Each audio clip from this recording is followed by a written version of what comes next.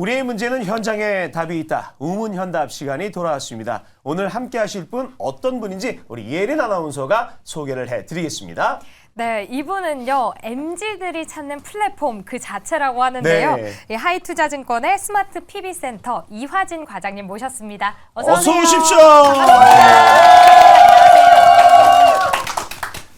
제가 이제 주식 방송에 입문한 지 이제 거의 한 2년 차 되고 있거든요. 근데 이제 제가 얘기를 막 듣잖아요. 정말 멋쟁이세요. 여기저기서 얘기를 많이 하고 있습니다. 예. 자, 이하진 과장님 어떻게 잘 지내셨나요? 네, 잘 지냈습니다. 예.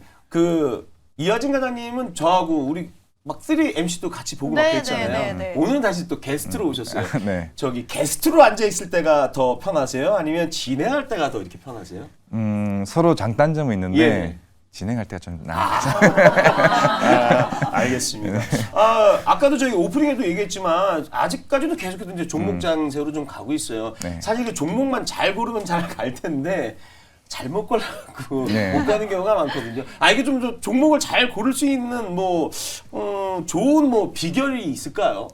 결국에는 뭐 제가 생각하기에는 네. 그냥 뭐 탐방 다니면서 이제 여러 사람의 의견도 좀 어느 정도 공유도 하고 조금 객관적인 판단이 좀 중요하다고 좀 생각을 하고 있습니다. 네. 물론 아까 앞에서도 얘기하셨다시피 사실 이제는 지수 장세라기보다는 확실히 좀 종목 장세로 계속 갈 수밖에 없는 상황이 아닌가라고 생각하고 있습니다. 예, 알겠습니다. 자, 오늘 이하진 과장님과 또 어떤 얘기를 할지 오늘 저희가 준비한 첫 번째 주제부터 공개하도록 하겠습니다. 주제 공개해 주시죠.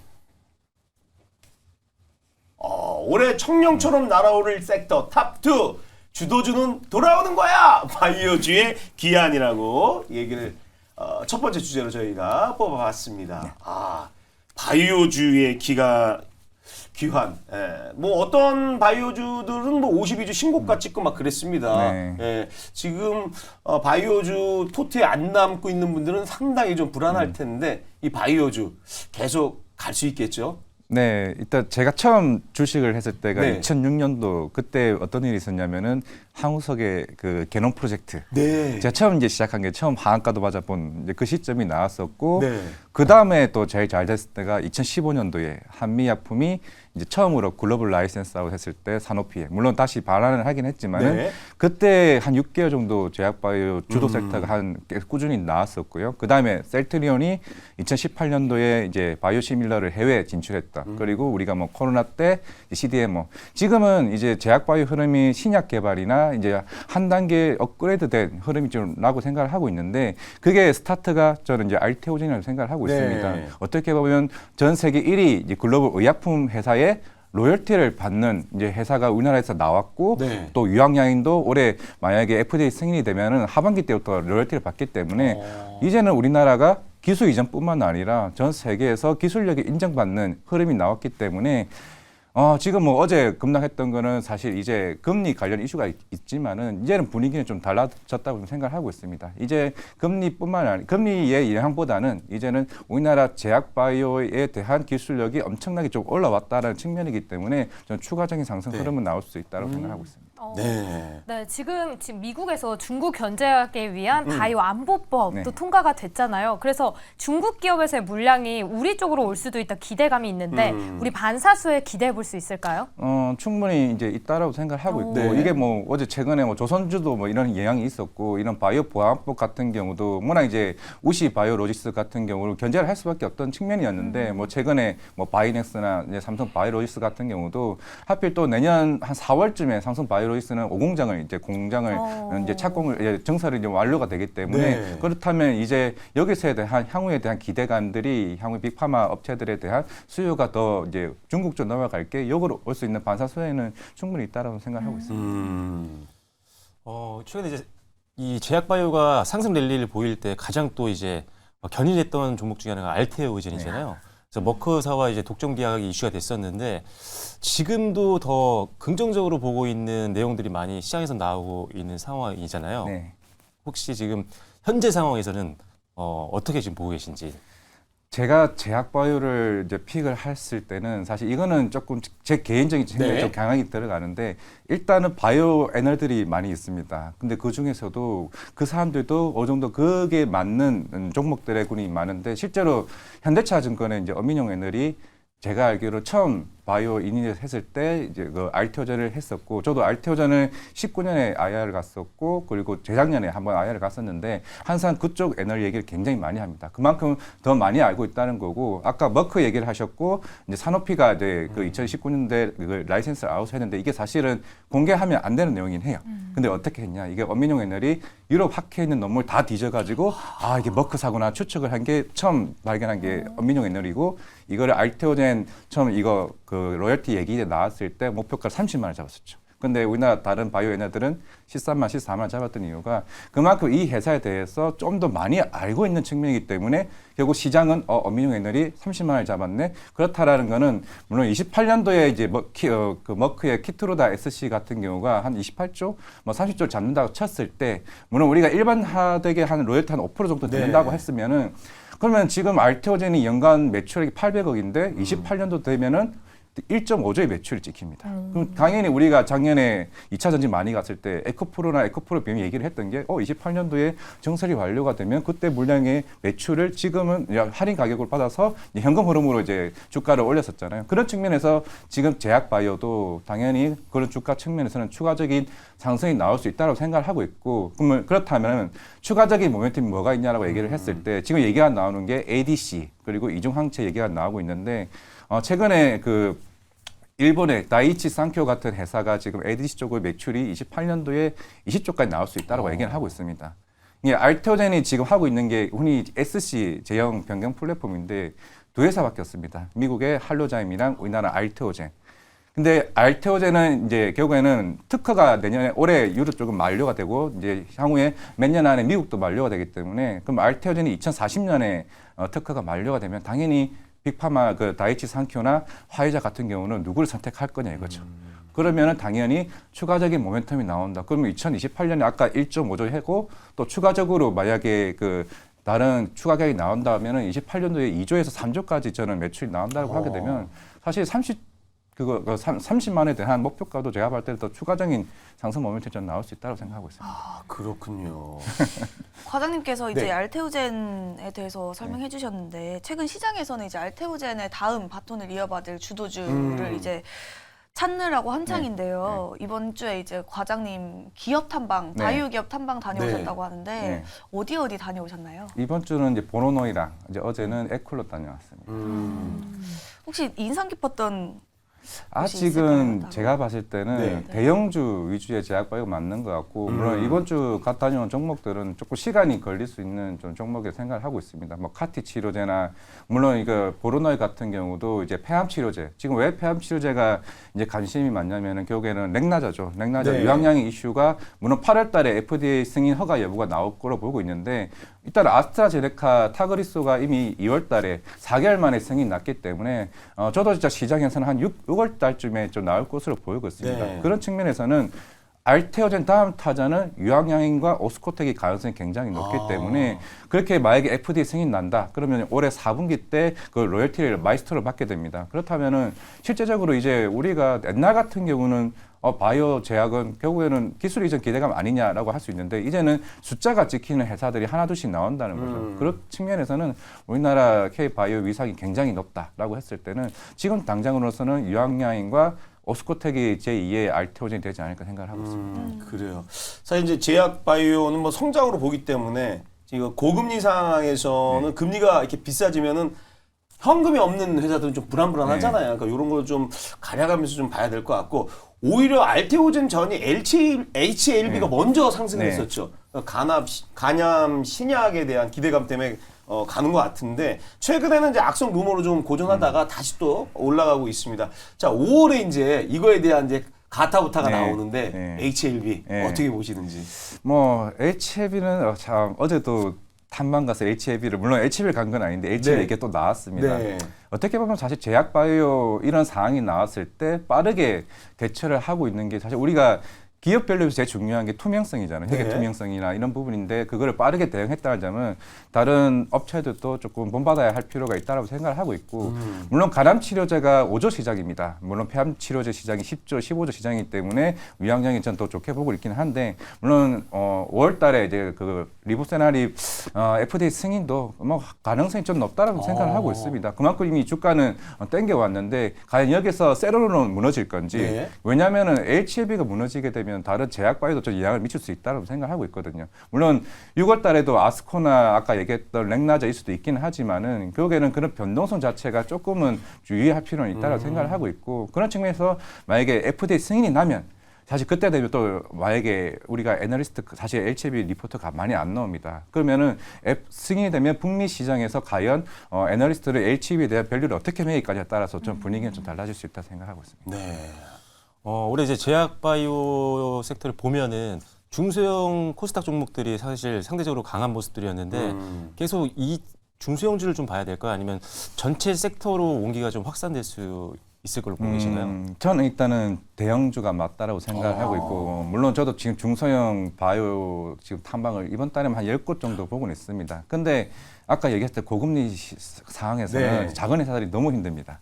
그만큼 1년에 들어가는 임상 비용만 해도 그 작게는 500억, 길게는 한 2천억, 3천억이 비용이 들어가는 측면이 있기 때문에 네. 사실 이런 자금 조달 이슈, 결국에는 유상증자를 해야 되고 주주들 입장에서는 계속 피해를 보는 입장이 있다라고 생각한다면은 사실 좋은 측면은 아니라고 생각을 하고 있는데 이런 고금리 상황에서도 알테오젠이나 이런 회사들이 안 무너지는 거는 그만큼 이제는 뭐 그런 자금력에 대해서는 충분히 이제는 어느 정도 해소가 되고 있고 이미 작년, 재작년부터 마이스톤으로 몇백억씩 돈이 들어오기 때문에 네. 그런 자금에 대해서 조금 여유롭다 이거죠. 제가 볼 때는 지금 시장에서는 대형주에 대한 대형 제약 바이오 위주로 조금 봐야 된다 생각하고 있습니다. 네. 요즘 시장에서는 두 가지 좀 나눠지는 것 같은데 네. 주도주가 반도체가 될 거다 그리고 바이오가 될 거다 나뉘고 있어요. 그러면은 바이오 올해 주도주가 될 수 있을까요? 어려운 질문이다. 처음 얘기했던 아까 2015년도에 예. 그때 한미약품 나오고 한 6개월 동안 계속 쭉 올라왔습니다. 한미약품이 오르니까 그 당시 뭐 코롱 티슈진 그리고 제넥신 그리고 바이로메드 뭐 지금 헬릭스미스지만 지금은 주가가 그랬지만은 새로운 그런 모멘텀의 이슈가 나오면은 그렇다면 새로운 또 제약 바이오에서도 올해 같은 경우는 조금 다른 색깔로 좀 올라갈 수 있다고 네. 생각합니다. 전부 제약 바이오가 아니라 지금 올라가고 있는 게 폐암 치료제 그리고 SC형 변경 플랫폼 저는 일단 비만 치료제도 충분히 시장에서는 관심을 받을 수 있다고 생각을 하고 있고 그리고 메시 치료제와 같은 한미약품 물론 아까 중국 관련된 바이오 보안법 관련해서 사실 CDMO는 저는 개인적으로 좋아하지는 않는데 이쪽에 대한 상승 모멘텀이 조금 나아준다. 결국에는 삼성 바이오로직스 CDMO도 실적으로 가는 측면이 있기 때문에 확실히 색깔은 달라지고 있다고 생각을 하고 있습니다. 네. 이제 단순하게 접근을 하면 저도 이제 나이를 한 살 한 살 먹다 보니까 약을 찾게 되더라고요. 그러니까 이렇게 접근하면 제약 바이오가 좋을 수밖에 없거든요. 예. 또 오래 살고 싶은 사람의 욕망이 있잖아요. 그래서 이쪽은 계속해서 좀 펴나가지 않을까 싶기 때문에 아까 우리 이하진 과장님이 얘기했던 부분들 그런 부분들 잘 생각해서 제약 바이오에 접근하는 게 어떨까 싶습니다. 자 그러면 오늘 또 이하진 과장님과 함께 하는데 두 번째 주제는 어떤 건지 공개를 하도록 하겠습니다. 두 번째 주제 공개해 주시죠. 예. 오, 부활 준비하는 2차 전지주. 2차 전지주. 이것도 희비가 좀 갈리더라고요. 네, 맞아요. 그쵸? 완벽하게 갈려요. 좋게 보는 분들은 좋게 물론 해석하고 안 좋게 보는 분들은 안 좋게 해석을 하는데 우리 이하진 과장님이 오늘 가져왔다는 거는 이제 네. 긍정적인 부분을 좀 봤다는 얘기잖아요. 예. 네, 뭐 사실 작년에 랠리를 했을 때도 저는 2차 전지를 별로 안 좋게 보긴 했었는데 지금의 상황에서는 확실히 그렇죠. 뭐 아직까지 데이터는 안 나온 건 맞습니다. 네. 뭐 리튬 가격도 반등을 한다고는 하고 있지만은 아직 명확하게 뚜렷하게 계속 상승 랠리를 할 수 있을지는 좀 더 봐야 하는 상황이긴 한데 네. 자 사실 저는 여기 답을 어디서 봤냐면은 옛날 반도체 흐름과 똑같이 보고 있습니다. 지금 BYD도 그렇고 테슬라도 그렇고 물론 실적은 안 좋아지고 있겠죠. 네. 그래도 가격을 인하는 정책을 하고 있는데 예전에 2009년쯤에 반도체 그 승자 독식 이슈가 있었을 때 그때 엘피다가 파산을 했었잖아요. 예. 삼성전자, SK 하이닉스 우리 안 좋아도 돼. 대신 너네 다 죽여버릴 거야. 그러니까 그러니까 경쟁자를 다 줄이고 나면은 남는 거는 삼성전자와 하이닉스밖에 없으니까 그 이후에 주가가 쫙 올라갔었거든요. 전 지금이 그런 얘기가 나온다고 생각하고 있습니다. 물론 어제도 미국의 전기차 파산 얘기가 계속 서서히 나오고 있는 만큼 당연히 자금 조달을 처음에 많이 했던 업체들은 지금의 수익이 안 나오면은 당연히 파산을 할 수밖에 없다고 생각을 하고 있고 이런 흐름은 주기적으로 나오는 건데 테슬라도 사실 일론 머스크가 그거는 그거를 당연히 알고 있다고 네. 생각을 하고 있습니다. 그렇다면 적어도 이게 언제까지 갈 거냐 얘기를 했을 때는 결국에는 지금 살아남는 전기차들을 특히 BYD, 좀 테슬라 위주에 좀 가지 않을까 생각을 하고 있고 네. 물론 얘기를 하는 게 내년에 2025년에 증설이 완공되기 때문에 배터리 셋업체들 간다라고 얘기는 하고 있지만은 당연히 지금은 재고 부문 측면에서 있다고 생각을 하고 있는데 대신에 작년처럼 양극재가 가지는 않을 것 같습니다. 새로운 우리가 인터 배터리에서 많은 힌트를 좀 받았다고 생각을 하고 있기 때문에 그런 모멘텀이 이번에 좀 색깔이 바뀌면서 2차 전지 가지 않을까 생각하고 있습니다. 알겠습니다. 네, 국내 지금 2차 전지 기업들은 최근에는 회복세를 보이고 있었는데 또 테슬라가 갑자기 급락세 보이면서 또 힘든 시장을 보이고 있어요. 그런데 월가에서 이 테슬라를 마치 무너진 기차 같다 이렇게 얘기를 하더라고요. 그러면은 이 월가의 좀 비관적인 전망 때문에 테슬라가 무너진 건지 궁금합니다. 결국에는 이제 가격 인하 정책을 했는데 네. 생각보다 중국에서도 안 팔리고 사실 뭐 그건 애플 아이폰도 마찬가지였으니까요. 그런데 우리가 먼 미래를 봤을 때 지금 로봇도 얘기를 하고 있지만은 일론 머스크가 2021년인지 19년인지 좀 저도 진짜 기억이 안 나는데 AI 대회 때 이런 말을 했어요. 실제로 휴머노이드 로봇이 이제 어느 정도 자리를 잡게 되면은 모든 자동차 공정에서 사람이 자동차 건수하는 그 공정을 빼고는 모두 로봇을 다 대체한다고 얘기를 했었습니다. 지금 연간 생산량이 200만 대에서 250만 대인데 만약에 그렇게 된다라고 하게 되면 한 2030년쯤에는 연간 2천만 대까지 생산을 할 수가 있기 때문에 그렇다면 우리가 지금 그 픽업 트럭 나왔던 그것도 사실 지금 많이 5년 뒤까지 지금 주문이 밀린 상태인데 그 모든 것들이 다 해결이 될 수 있다는 측면이 있기 때문에 생각보다 저는 이게 속도가 좀 빨라질 수 있다고 생각을 하고 있습니다. 그런 측면에서는 테슬라는 중장기적으로 봤을 때는 조금 저는 매력적인 가격대가 아닌가라도 생각을 하고 있습니다. 아, 그렇군요. 중장기적으로 볼 때. 저희 개미 투자자들의 또 이렇게 커뮤니티가 있어요. 거기서는 지금 감론을 박하는 게 테슬라거든요. 테슬라가 최근 이제 오늘은 진짜 조금 0.6%인가 반등을 했는데 계속 좀 하락하고 있어갖고 다들 하는 얘기가 20불 간다. 이 얘기 때문에 지금 감론을 박하고 있어요. 20불의 근거가 뭐냐 막 그렇게 얘기하고 있는데 물론 지금 테슬라에 대해서 좋게 좀 생각을 좀 하고 있어요. 그러면 테슬라를 우리가 접근할 때 어떤 부분을 좀 중점적으로 봐야 될지 저는 전기차 판매율로 보면 안 될 것 같다는 생각이 좀 들거든요. 그렇죠. 사실 테슬라는 그 자동차 세그먼트 자체가 굉장히 좀 단순하고 물론 처음에 우리가 테슬라를 사는 이유가 그 파일럿 관련 오토파일럿에 대한 이슈가 시장에서는 굉장히 부각이 됐었는데 근데 이게 격차가 저는 이게 오히려 더 벌어질 거라 좀 생각을 하고 있습니다. 물론 왜냐하면 우리가 현대차 같은 경우도 원래 G90이 작년 한 12월쯤에 나왔어요. 레벨 3단계 자동차가. 그런데 계속 안 나오는 이유가 그런 안정성 테스트 이슈가 나왔고 결국 애플카가 왜 결국 취소를 했던 이유냐. 그만큼 이 자율주행에 대한 이게 차이가 생각보다 크다라고 좀 생각을 하고 있습니다. 그러니까 저도 제 주변에 테슬라를 찬 친구들은 이게 이 정도의 성능을 가진 것에 대해서 엄청나게 좀 자부심을 좀 가지고 있는 측면이 있기 때문에 이게 간격이 좁혀진다고 하게 되면 테슬라는 안 좋을 수 있는데 결국 이게 시간이 지나면 지날수록 테슬라의 오토파일럿 모드가 오히려 시장에서는 더 부각될 수 있는 측면이 있다라고 하게 되면은 다시 판매 데이터는 저는 개인적으로 좀 올라가지 않을까 생각을 하고 있습니다. 그 이제 테슬라가 이제 좀 약간 주춤하고 있는데 오히려 지금 중국의 가전업체인 샤오미가 이제 28일 날 첫 전기차 선보일 예정이잖아요.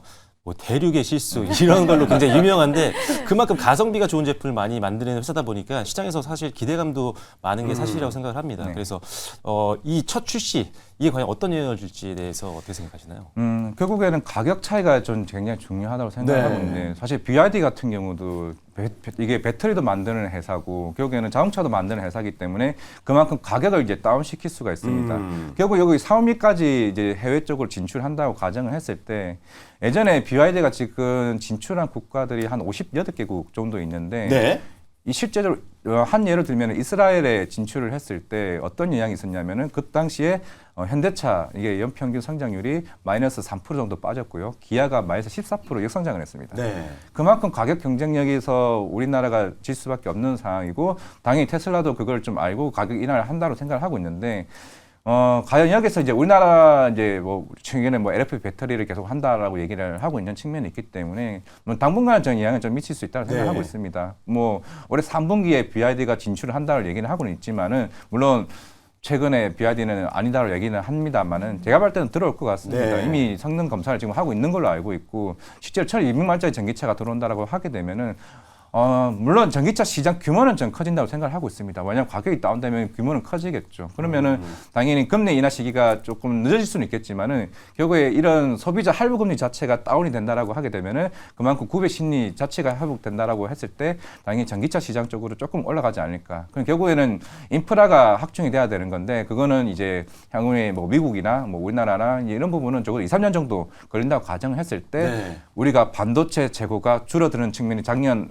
중순부터 올 주가가 반등을 했을 때라면은 내년을 본다라고 했을 때 서서히 지금 가격대에서는 선방향하는 측면에서는 담아가야 되는 전략이 필요하지 않나 생각하고 있습니다. 네, 이렇게 2차 전지 하면은 또 배터리 얘기를 빼놓을 수가 없는데요. 지금 값싼 LFP가 전 세계적으로 많이 쓰이고 있는데 중국에서는 이 점유율이 높아지는데 국내 점유율은 또 떨어지고 있더라고요. 그러면 우리 배터리 3사 앞으로 어떻게 되는 걸까요?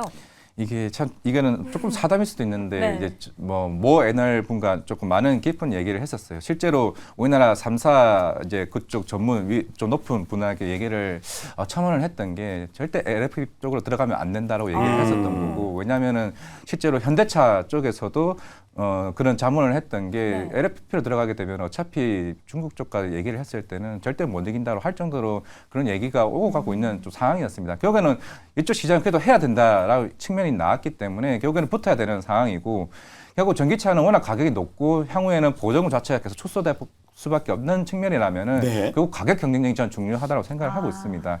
그런 측면에서는 뭐 LFP 뭐 계속 꾸준히 시장에서는 얘기가 나오고는 있지만은 저는 전기차를 사실 이번 2차 랠리에 간다고 하는 거는 LFP 쪽이 아니라 전고체 쪽을 좀 보고 있는 상황이기 때문에 꿈의 배터리. 왜냐하면은 작년까지는 우리나라 주행거리 충전 속도를 얘기를 하고 있지만은 이 최근에 중국 전기차 업체들이 새로운 신차가 어떻게 나오냐면은 새로운 많은 옵션들이 나오고 있습니다. 차 안에서 차 위에 뭐 드론을 설치를 해서 향후에 목적지까지 뭐 상공 부문을 보여줄 수 있는 회사들이 뭐 만드는 거나 아니면 트렁크에 인덕션 기능을 해서 조리 기구를 할 수 있는 거나 그런 기능을 다 할 수 있으려면 전고체 배터리가 있어줘야 어느 정도 같은 성능을 좀 발휘할 수 있다고 생각하기 네. 때문에 그래서 제가 양극재가 이번에 2차 랠리를 안 갈 것 같다. 아, 그래서. 오히려 2027년에 양상이 결정이 됐다? 그러면 당연히 전고체 뭐 항화리튬 납품하는 회사들은 이제는 증설 모멘텀이 더 계속 꾸준히 공시로 나오겠다는 거죠. 네. 3년을 본다고 했을 때 네. 오히려 그런 회사들이 이제는 시장에서 주도받지 않을까 생각하고 있습니다. 그 저기 막 미리 투자한 기업들도 있는데 네. 그분들은 좀 애매하겠네요. 가긴 가겠죠. 네. 작년만큼의 성장은 안 나온다. 그렇죠. 아. 그때는 수급으로 올렸으니까 예. 사실은 이미 28년도 30년도에 증설해서 이 효과 나오겠다. 근데 그 밸류는 지금 다 다운시켰잖아요. 네. 왜냐하면 전기차 시장이 둔화될 줄은 사실 걔네들은 그거 안 하고 밸류를 측정한 거니까. 음. 그러면 이게 1년 될지 3년이 될지 모르겠지만은 이미 지금 시장도 밸류를 많이 다운시켰는데 그럼 28년도에 대한 밸류는 계속 다운시키면 작년만큼 150만 원, 에코프로 예를 들었을 때 150만 가는 건 사실 저는 무리라고 생각합니다. 아, 그렇군요. 그러니까 이게 전고체도 이제 어차피 고체로 돼 있고 어차피 양극재는 이게 들어가 있을 거 아니에요. 네. 그러니까 그러면 반대로 네. 전해질이나 분리막 쪽은 좀 분리할 수가 있겠네요. 전해질 쪽도 오히려 그쪽에는 한마디로 첨가제 역할을 할 수가 있으니까 예. 결국에는 지금부터 삼성 SDI가 2027년 얘기를 했다면은 당연히 완성차 업체들과 많은 얘기를 할 거고 네. 향후에 나올 신차들도 여기에 맞는 성능과 옵션을 더 얘기를 하고 오고 가고 있지 않을까 생각을 하고 있기 때문에 네. 당연히 시장은 그런 논리로 움직인다. 결국에는 주식 시장은 똑같은 재료로 두 번 이상 안 올린다. 항상 새로운 걸 원한다. 이게 이제 지론입니다. 알겠습니다. 이거는 진짜 힌트가 좀 된 것 같아요. 또 이제 최근에 2차 전지가 이제 좀 온기가 좀 돌았던 게 네. 있었던 인터배터리 행사였잖아요. 여기서 진짜 내노라는 국내 2차 전지 기업들이 막 신기술을 다 많이 공개를 했었는데 혹시 눈여겨본 기업이 혹시 있으실까요? 물론 이게 대표님들 세 명이 인터뷰를 했었죠. 처음에 LG 에너지 솔루션 대표님은 네. 뭐 새로운 신성장 배터리를 준비 중에 있다. 그리고 삼성 SDI는 아까 말씀대로 2027년도에 전고체 배터리를 양산할 거고 내년에는 새로운 이제 그 46파이 배터리를 이제 본격적으로 양산할 거다. 그리고 SK온 사장님은 올해 흑자해 보도록 노력해 보겠다. 결국에는 시장은 삼성 SDI 손을 이제 들어줬고 판은 이제 이쪽에 이제 뒤바뀐다라고 하게 되면은 이제 삼성 SDI 밸류 체인을 좀 봐야 된다고 생각을 하고 있습니다. 네. 뭐 상신 EDP나 뭐 최근에 뭐 한농화성 이제 그리고 이수 스페셜티 케미칼 같은 이쪽의 밸류 체인과 이쪽에 대한 수주 모멘텀이 저는 좀 뒤바뀐다고 생각을 하고 있기 때문에 결국에는 좀 그쪽이 힌트를 줬지 않았나 생각하고 네. 있습니다. 네. 지금 전고체 배터리에 민간도 그렇고 정부도 다 투자를 하겠다고 좀 얘기가 나왔잖아요. 네. 그래서 2차 전지 부활할 것이다, 아니다. 이 의견이 갈리고 있는데 앞으로 투자하실 때 전략 어떻게 세워보면 좋을까요? 당장은 주가가 안 오르더라도 네. 여기서 이제 더 주가가 더 빠지지는 않을 것 네. 같습니다. 결국에는 뭐 2차 전지를 뭐 작년부터 오랫동안 보유하신 뭐 개인 투자자도 굉장히 많을 것으로 보이고 있고 그리고 최근에 여러 기관 분들도 저도 만나고는 있는데 확실히 조금 시각은 좀 변화는 좀 생긴 것 같습니다. 이 정도면은 충분히 좀 빠졌다는 의견이 좀 대다수로 조금 나오고 있고 향후의 관건은 이 고객사를 어떻게 늘리느냐가 좀 중요하다고 생각을 하고 있고 이건 에코프로 비엔도 마찬가지입니다. 그 에코프로 머티도 최근에 해외 고객사를 늘렸다는 게 좀 중요하다고 네. 생각하고 있고 결국에는 이 고객사를 얼마만큼 점유율을 가져가냐가 2차 전지의 좀 빠른 강한 상승 반등이 나올 수 있는 모멘텀이 아닌가 네. 생각하고 있습니다. 알겠습니다. 자, 오늘 우문연답 함께해 주신 우리 이하진 과장님께서는 탑2를 바이오와 그리고 2차 전지 주도주는 다시 돌아오는 거야. 이게 얘기했기 때문에 이쪽 두 개 종목에 뭐 담을 때는 항상 가는 거 있죠. 제일 큰 거 그거 먼저 관심 있게 봐주시면 어떨까 싶네요. 자, 오늘 함께해 주신 우리 이하진 과장님 보내드리면서 우문연답 문을 닫도록 하겠습니다. 오늘 너무 감사드립니다. 감사합니다.